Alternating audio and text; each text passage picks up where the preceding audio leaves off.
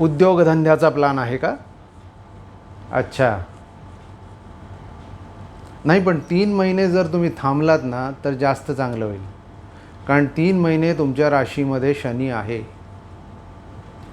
3 महिने त्याचा प्रभाव राहणार आहे बरं का. उपाय आहे, उपाय आहे. गणपती स्तोत्र आणि मारुती स्तोत्र वाचा. हां, 3 महिने याचा जप करा.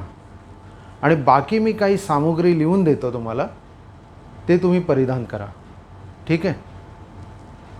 पण 3 महिने थांबणं जास्त चांगलं.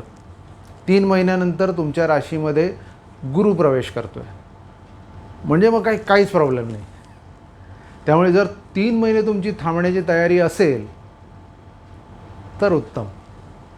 आणि जर नसेल, जर अपॉर्च्युनिटी जात असेल तर हा प्रयोग करून बघा. हां, काही प्रॉब्लेम नाही होणार, काही प्रॉब्लेम होणार नाही. अच्छा, लहान मुलाची?